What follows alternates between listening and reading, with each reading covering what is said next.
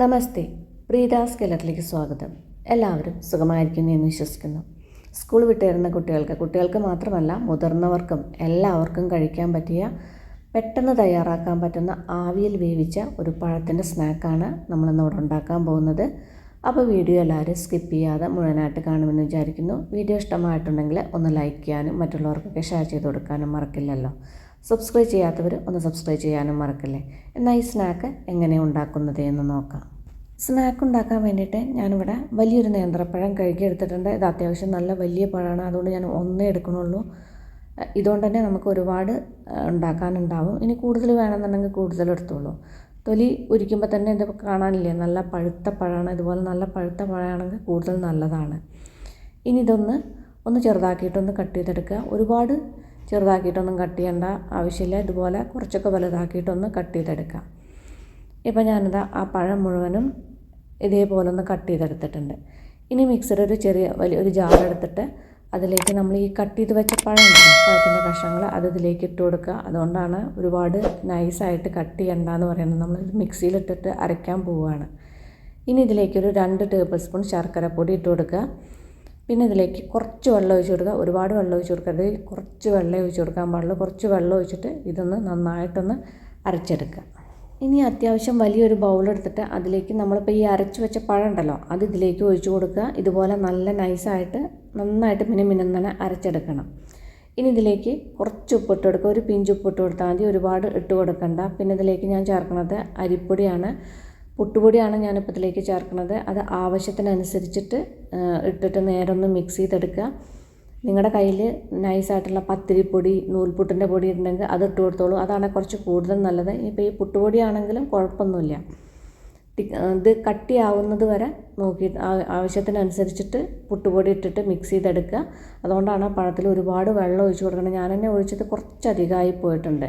ഇപ്പം ഞാനിതിലേക്കൊരു കഷ്ടിയൊരു 1 കപ്പോളം പുട്ടുപൊടി ഇതിലേക്ക് ചേർത്തുകൊണ്ടാണ് ഇത് ഇത്രയ്ക്ക് തിക്കായി. അപ്പോൾ വെള്ളം കുറച്ച് ഒഴിച്ചാൽ ഇത്രയ്ക്ക് തന്നെ അരിപ്പൊടി ചേർക്കേണ്ടി വരില്ല.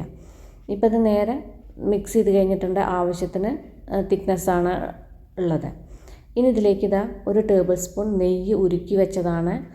നെയ്യ് ഇതുപോലെ ഉരുക്കിയതിന് ശേഷം ഇതിലേക്ക് ഒഴിച്ച് കൊടുക്കുക. ഒഴിച്ചതിന് ശേഷം വീണ്ടും ഒന്നുകൂടി നന്നായിട്ടൊന്ന് മിക്സ് ചെയ്തെടുക്കുക. ഇപ്പോൾ ഇത് നേരെ മിക്സ് ചെയ്ത് കഴിഞ്ഞിട്ടുണ്ട്. ഇനി ഇതുപോലത്തെ ഒരു സ്റ്റീമർ എടുക്കുക, അല്ലെങ്കിൽ ഇഡ്ഡലി തട്ടിൽ എടുത്താൽ മതി. അതിൽ നെയ്യൊന്ന് തടവി കൊടുക്കുക, നെയ്യോ എണ്ണയോ ഒന്ന് തടവി കൊടുക്കുക. അതിന് ശേഷം നമ്മളിപ്പോൾ ഈ മിക്സ് ചെയ്ത് വെച്ചിട്ടുണ്ടല്ലോ, അരിപ്പൊടിയും പഴമൊക്കെ മിക്സ് ചെയ്ത് വെച്ചിട്ടില്ല, അതിന് ചെറിയ ചെറിയ ഉരുളകളാക്കിയിട്ട് ഇതുപോലെ ഒന്ന് ഉരുട്ടിയെടുക്കുക. കയ്യിൽ വേണമെങ്കിൽ നെയ്യോ എണ്ണയോ തടവി കൊടുത്തോളൂ. നമ്മൾ പിടിക്കൊക്കെ ഉരുട്ടിയെടുക്കണില്ലേ, അതുപോലെ ഒന്ന് ഉരുട്ടിയെടുക്കുക. കണ്ടില്ലേ, ഇതേപോലെ നല്ല ഷേപ്പിലൊന്ന് ഉരുട്ടിയെടുക്കുക. ഇനി നമുക്കിത് ഈ സ്റ്റീമറിലേക്ക് വെച്ച് കൊടുക്കാം. ഇതുപോലെ നമുക്ക് ബാക്കിയുള്ളതെല്ലാം ഒന്ന് ഉരുട്ടിയെടുക്കാം. ഇപ്പം ഞാനിതാ ബാക്കിയുള്ള എല്ലാം ഇതും നേരെ ഉരുട്ടിയെടുത്തിട്ടുണ്ട്. ഒരുപാട് വലുതാവരുത്, നല്ല ചെറിയതായിട്ട് ഇതുപോലെ ഒന്ന് ഉരുട്ടിയെടുക്കുക. ഇനി നമുക്കിത് ആവി കയറ്റാൻ വേണ്ടി ഞാനിതാ കുറച്ച് വെള്ളം തിളപ്പിക്കാൻ വെച്ചിട്ടുണ്ട്. ഇതിലേക്ക് ഇത് വെച്ച് കൊടുത്തിട്ട് അടച്ചു വെച്ചിട്ട് മീഡിയം ഫ്ലെയിമിലൊരു 10 മിനിറ്റ് കുക്ക് ചെയ്തെടുക്കുക. ഇപ്പോൾ സ്നാക്ക് നന്നായിട്ട് വെന്തിട്ടുണ്ട്. ഇനി നമുക്കിത് ഇവിടെ നിന്ന് മാറ്റി വെച്ചിട്ട് ഇതൊന്ന് തണുക്കാൻ വയ്ക്കാം. ഇതേപോലെ കഴിക്കുന്നത് നല്ല ടേസ്റ്റാണ്. ഇനി ഒന്നുകൂടി ടേസ്റ്റ് കൂട്ടാൻ വേണ്ടിയിട്ട് നമുക്കതിൽ ഒരു പാൻ വെച്ചിട്ട് വേറൊരു പാൻ വെച്ചിട്ട് അതിലേക്കൊരു 1 ടേബിൾ സ്പൂൺ നെയ്യ് ഇട്ട് കൊടുക്കുക. നെയ്യിട്ടതിന് ശേഷം പാൻ ഇതേപോലെ ഒന്ന് ചുറ്റിച്ചിട്ട് എല്ലാ ഭാഗത്തുനിന്നും നെയ്യാക്കി കൊടുക്കുക. പിന്നെ ഞാൻ കുറച്ച് കാഷ്നട്ട് ചെറിയ കഷ്ണങ്ങളാക്കിയിട്ട് പൊട്ടിച്ചെടുത്തിട്ടുണ്ട്. അതൊന്ന് മിക്സ് ചെയ്യുക. മിക്സ് ചെയ്തതിന് ശേഷം ഇതിലേക്കൊരു 1 ടേബിൾ സ്പൂൺ എള്ളിട്ട് കൊടുക്കുക. എള്ളിട്ടതിന് ശേഷം വീണ്ടും ഒന്നുകൂടി ഒന്ന് മിക്സ് ചെയ്തെടുക്കുക.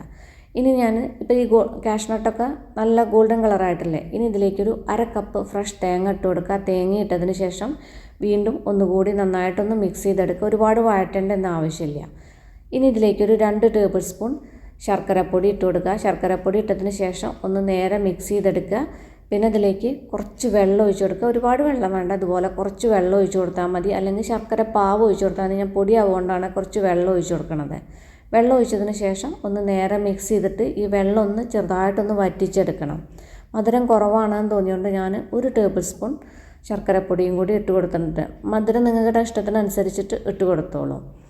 ഇനി നമ്മൾ ഈ ആവി കയറ്റി വെച്ച പഴത്തിൻ്റെ സ്നാക്ക് ഉണ്ടല്ലോ, അത് ഇതിലേക്ക് ഇട്ട് കൊടുക്കുക.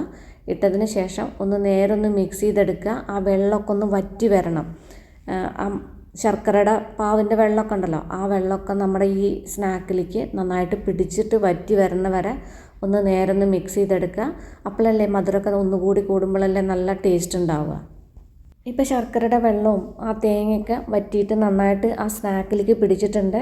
ഇത്രയ്ക്ക് ആയാൽ മതി. മധുരമൊക്കെ നിങ്ങളുടെ ഇഷ്ടത്തിനനുസരിച്ചിട്ട് ഇട്ട് കൊടുത്തോളൂ. ഇത് ആവശ്യത്തിനുള്ള മധുരമേ ഉള്ളൂ. ഇത് വളരെ എളുപ്പമല്ലേ ഉണ്ടാക്കാൻ. പിന്നെ എണ്ണയിലൊന്നും മുക്കി പൊരിച്ചെടുക്കണില്ല. നല്ല ഹെൽത്തി ആയിട്ടുള്ള സ്നാക്കാണ്. അപ്പോൾ ഇതെല്ലാവരും ഒന്ന് ഉണ്ടാക്കി നോക്കൂ. ഉണ്ടാക്കി നോക്കിയിട്ട് ഫീഡ്ബാക്കൊക്കെ എന്നെ അറിയിക്കാൻ മറക്കല്ലേ. അപ്പോൾ നമുക്കിനി അടിപൊളി പുതിയ റെസിപ്പിയുമായി കാണാം. നന്ദി, നമസ്കാരം.